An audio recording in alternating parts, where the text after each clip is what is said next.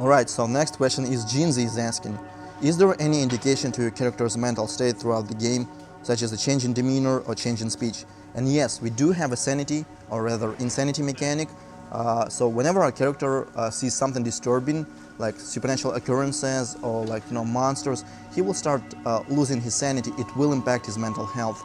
And we showed this mechanic at GDC and EGX Rest, where our character would start seeing things like terrors in space.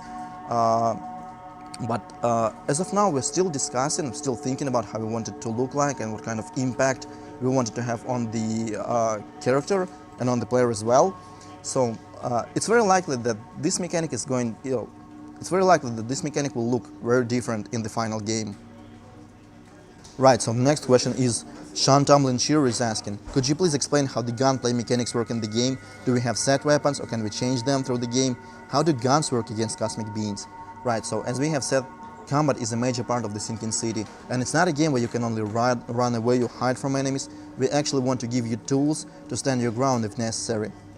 So we will give you weapons like handguns, revolvers, shotguns, rifles, weapons that were common in that period of time. And it's actually up to you to decide whether you want to engage your enemies or if you want to sneak past them or maybe even run away from them.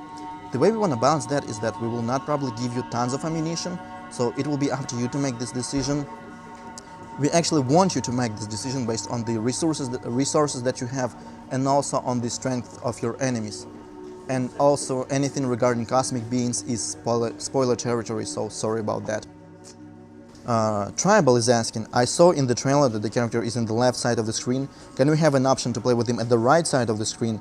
It seems more natural controlling him at the right side since the mouse is also on the right side of the monitor. Right, so Tribal is talking about our making an event demo trailer, which we released not so long ago. It was the first time we actually showed a sizable amount of gameplay, but I want to stress that it wasn't a gameplay reveal. Right, so with a camera like this, we want to achieve that cinematic feeling, because it makes sense for us to have a camera that is close to the character. It's a story-driven game, so we think it works best for a game like this, but we understand that we all have different tastes. So we're actually, at this moment, we're actually experimenting with different settings, the position of the character and so on. We're still thinking about how we want to do it. Maybe we will give you 2 options to choose from, maybe something like that.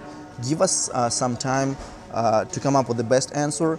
And again, your feedback is extremely valuable, so thank you guys.